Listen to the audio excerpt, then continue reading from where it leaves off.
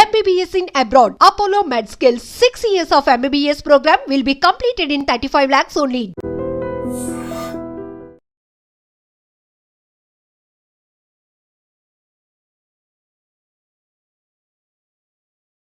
అన్న good morning. ఇప్పుడు చూస్తుంటే మనకి ప్రపంచ దేశాలన్నీ కూడా ఇరాన్ ఇరాక్ మధ్య ఇజ్రాయెల్ మధ్య ఒక యుద్ధం మనం చూస్తున్నాం. యుద్ధ వాతావరణం. ఈ యుద్ధ వాతావరణం మన ఇండియా మీద ఏమైనా ఎఫెక్ట్ చూపిస్తుంది అంటారా? మోర్ ఎవర్ అంటే ఐ మీన్ చాలా కంట్రీస్ వార్లో పార్టిసిపేట్ అవుతున్నాయి. So every country have their own powers. సో సపోర్టింగ్గా వేరే కంట్రీస్ కూడా వాళ్ళకి హెల్ప్ చేసి డ్యామేజ్ చేస్తున్నాయి. ఇట్స్ ఓకే, వాళ్ళ పవర్ చూపించుకోవచ్చు, కానీ it's should be not in I mean వాళ్ళ కంట్రీ పీపుల్ మీద, సో పాపులేషన్ మీద. So it should not be any effect should. So and మన ఇండియా వైజ్ చూసుకుంటే oil we export from other countries. So I mean మనకి Russia కూడా support చేస్తుంది ఆయిల్కి, but I think oil మీద ఏం ఎఫెక్ట్ పడకపోవచ్చు. ఐ థింక్ రష్యా మనకి హెల్ప్ చేస్తుండొచ్చు. అండ్ నాట్ జస్ట్ ఆయిల్, వేరే ఇంపోర్ట్స్ చేసుకున్నా కానీ ఎఫెక్ట్ పడుద్ది. ఐ థింక్ అంత ఎఫెక్టివ్గా ఉండదు. సో ఇండియాకి అంత ఇబ్బంది అవ్వదని నేను అనుకుంటున్నాను. అంటే ఇప్పుడు చూసుకుంటే ఈ యుద్ధానికి సంబంధించి ఒక పక్క ఐక్యరాజ్య సమితి కానీ, లేదంటే ట్రంప్ లాంటి పెద్ద పెద్ద వ్యక్తులు కూడా యుద్ధానికి సంబంధించి కీలక వ్యాఖ్యలు చేస్తున్నారు. వాటిలన్నింటిని చూస్తే మీకు ఏమనిపిస్తుంది? అంటే ఈ యుద్ధం మళ్ళీ ఎక్స్టెండ్ అయ్యే అవకాశాలు ఉన్నాయనిపిస్తుందా? Yeah, definitely. But cold war లాగా అవుతుంది డెఫినెట్లీ. ఇది ఎఫెక్ట్ అంటే పెద్ద పెద్ద కంట్రీస్ లైక్ ఇండియా, అమెరికా వాళ్ళకి ఎఫెక్ట్ కాకపోవచ్చు. చిన్న చిన్న కంట్రీస్ లైక్ ఇజ్రాయెల్ కానీ, ఇరాక్ కానీ, అండ్ చిన్న చిన్న కంట్రీస్ ఏవైతే ఉన్నాయో వాళ్ళకి డెఫినెట్గా ఎఫెక్ట్ అవుతుంది. సో మన చిన్న జోక్ చూడొచ్చు, రీసెంట్గా ట్రంప్కి నోబెల్ ప్రైజ్ రావాలని. సో నోబెల్ ప్రైజ్ ఎందుకు ఇస్తారో నాకు ఎందుకు ఎవరు తను చెప్పుకున్నాను మేమ్స్లో చూశాను. So it's really buffer joke అది. తనకి ఎందుకు ఇవ్వాలో అసలు రీజనే లేదు. అండ్ పాకిస్తాన్ కూడా సపోర్ట్ చేస్తుందట నోబెల్ ప్రైజ్ అని. More ever I think Narendra Modi గారికి రావాలి నోబెల్ ప్రైజెస్, బికాజ్ తను ఎక్కడ తగ్గాలో అక్కడ తగ్గి ఎవరికి సపోర్ట్ చేయాలో వాళ్ళకి సపోర్ట్ చేస్తున్నారు. So yeah sir, good morning sir. ఇప్పుడు ఈ మధ్య మనం చూస్తూనే ఉంటున్నాం, ఇరాన్కి ఇజ్రాయెల్కి ఘోర యుద్ధం జరుగుతుంది. ఈ యుద్ధం వల్ల భారతదేశం మీద ఏదైనా ఎఫెక్ట్ పడే అవకాశం ఉంటుందంటారు sir? నార్మల్గాను we may have an effect because of oil. Particularly Iran has threatened that they will close the Gulf of Hormuz. That is where 40% of the world's oil passes through. But when you look at it, they cannot do. Why? Most of the, out of the 40% oil, at least 15-20% goes to China. And China and Iran are friends. So they cannot afford to annoy their own friends. Plus they have to have that. So it's not easy for them to close it. And also they will be annoying other Arab nations like Qatar and Iran, who are also supporting these people. So you cannot annoy your own people, your own friends. So you will only talk, you will threaten, but you will not actually do. That is what happens. So if there is no effect of oil on us, but we don't have to worry. But the second part of it is, there's a new thing has come up in the world called drones. The drone effect is so much. They are launching 300-400 drones per day. If you have to have a war of 10 days, then you have to have 3,001 drones. Drones are different ball game, but this particular thing has to be mastered. So, and another thing is, you can see there are no boots on the ground. Until there is no army and things like that. It is only Air Force. Even India, Pakistan also is only Air Force war. So this type of new paradigm as our world over defense services have to understand it. And the war is by missiles, rockets and drones and electronics and surveillance. So this is what Israel has been doing it. If we don't learn from this, we will be in trouble. Sir, ప్రపంచ దేశాలన్నీ కూడా ఈ రెండు యుద్ధాలు ఆగితే బాగుండు అన్న విధంగా చూస్తున్నాయి. అసలు యుద్ధం జరగడం మంచిదే అంటారు ఇలాంటి యుద్ధాలు? యుద్ధం ఎప్పుడు మంచిది కదండి. First thing is expensive. That can be use for welfare of people. So there is always bad thing. But sometimes, the only thing which can sort out anything, people change their minds, or by war only. Second World War has changed the attitude of everybody in Europe. Without that one, the people would have been still going around like that war. Manaki Pakistan ki చాలా యుద్ధాలు జరిగాయి, but of course there are indecisive, that's a different story. Like one war Bangladesh came, so there was war was good in some places, but war is always bad. Loss of people, loss of limb. I've seen after 71 was 73, I was 72, I was in Pune. Lot of people, officers, young people, smart, they don't have a hand, one doesn't have a leg, and they were in the Pune hospitals. It is not that easy, you know. It is a very sad thing to happen. I always, being a military officer also, I say you should avoid wars. పక్క ప్రజల ప్రాణాలు పోతున్నాయి, ఒక పక్క సైనికులు కూడా ప్రాణాలు అర్పించాల్సి వస్తుంది, ఒక పక్క మళ్ళీ చూస్తే మన దేశంలో అధిక పెట్టుబడి యుద్ధానికి సంబంధించి పెట్టాల్సి వస్తుంది. ఇవన్నీ చూస్తుంటే ఇలాంటి యుద్ధాలు జరగచ్చు అంటారా? అసలు ఏం సార్ ఈ యుద్ధం కోసం మీరు ఏం చెప్తారు sir?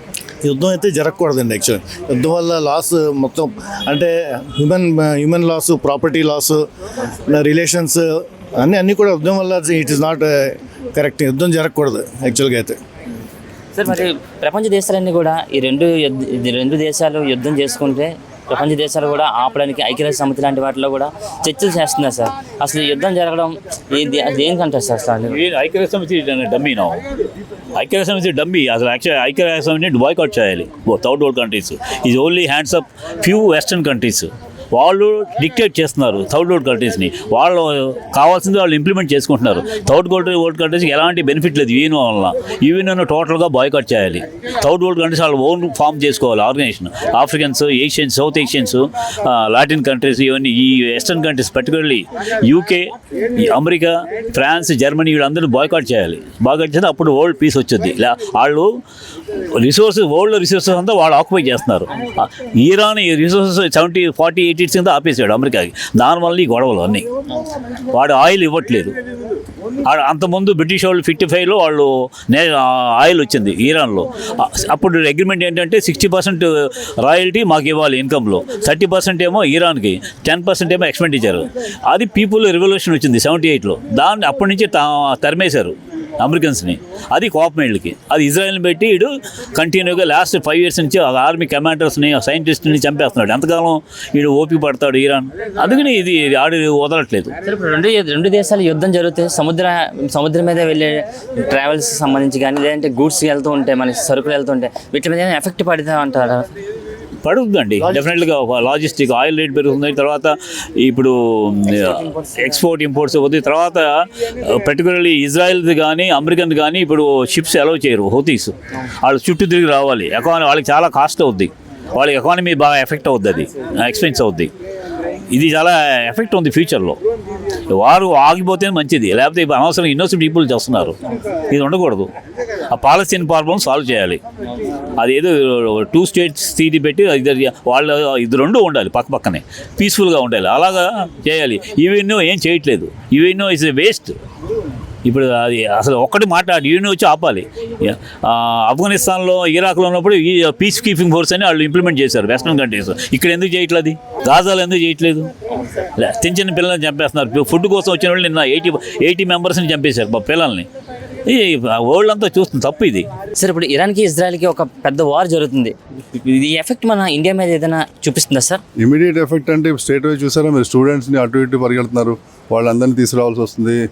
It involves so much expenditure, disturbance, అన్ని రకాలుగా ఉంది.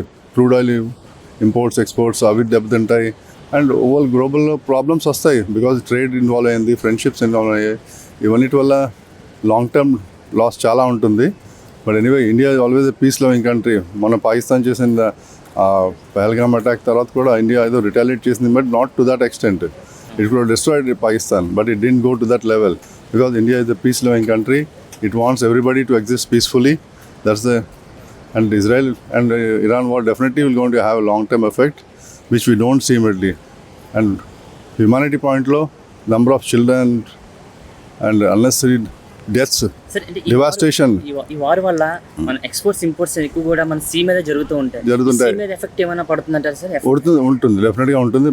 Experts only can say better. Oils మీద కూడా ఉంటుంది. డెఫినెట్గా ఉంటుంది. సార్ ఇప్పుడు మనం చూస్తూనే ఉన్నాం, ఇరాన్కి ఇజ్రాయెల్కి ఒక పెద్ద వార్ జరుగుతుంది. ఈ వార్ ఎఫెక్ట్ మన ఇండియా మీద చూపిస్తుంది అంటారా సార్? డెఫినెట్గా చూపిస్తుందండి.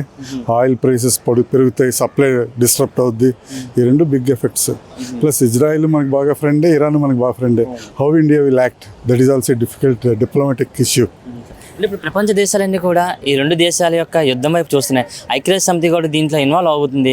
సో ఇలా జరుగుతున్న యుద్ధ తరుణంలో మనకి సీ మీద వెళ్ళే ఎక్స్పోర్ట్స్ ఇంపోర్ట్స్కి ఏమైనా ఎఫెక్ట్ చూపిస్తుంది సార్? డెఫినెట్గా ఆపేస్తున్నారు కదా హార్మోజ్ స్ట్రైట్ని. Definitely will see lot of effect on sea transportation. అంటే ఇప్పుడు రెండు దేశాల యుద్ధాల ఎఫెక్ట్ ప్రపంచ దేశాల మీద ఏదైనా పడుతుందా సార్? మరి ఎంతో కొంత ప్రతి దేశం మీద ఎఫెక్ట్ ఉండొచ్చు చాలా వరకు. అంటే మరి ఇలాంటి యుద్ధం జరగకుండా ఉండడం కోసం ప్రపంచ దేశాలన్నీ కూడా ఆ యుద్ధానికి సంబంధించిన ఒక చర్చ సమావేశాలు చేస్తే బాగుంటుంది అంటారా సార్? డెఫినెట్గా చేయాలండి. ఈరోజు విపరీతంగా ఈ అణుబాంబులు పెరిగిపోతున్నాయి. ప్రపంచంలో దేశాలన్నీ చాలా కంట్రోల్గా ఉండాలి. అది రావాలంటే మళ్ళీ ఒకసారి ఐక్యరాజ్య సమితి చాలా పవర్ఫుల్ అవ్వాలి. ఇప్పుడు ఐక్యరాజ్య సమితి ఏం చేస్తుందో కూడా తెలియకుండా ఉంది. It should become powerful, then only it will be. నిజంగా ప్రస్తుతం ఉన్నటువంటి సమాజం దేనికి ప్రయారిటీ ఇస్తుంది? ఆర్థిక సంబంధాల చుట్టూ మాత్రమే తిరుగుతుంది. మళ్ళీ ఎన్నికలంగానే చాలా విరక్తి కలుగుతాం. మంచి అనిపిస్తుంది కదా, లేడీస్ కూడా ఛాలెంజింగ్ జాబ్స్ చేసినప్పుడు చాలా బాగుంటది. ట్రాఫిక్ అసిస్టెంట్స్ గా నియమించిన ట్రాన్స్జెండర్స్ అందరితో సాల్యూట్ చేయించుకుంటున్నారు. ఫుడ్ డెలివరీ ఇవ్వటానికి వెళ్ళినటువంటి డెలివరీ బాయ్ అనిల్ పై కళ్ళ ముందు పెళ్ళండి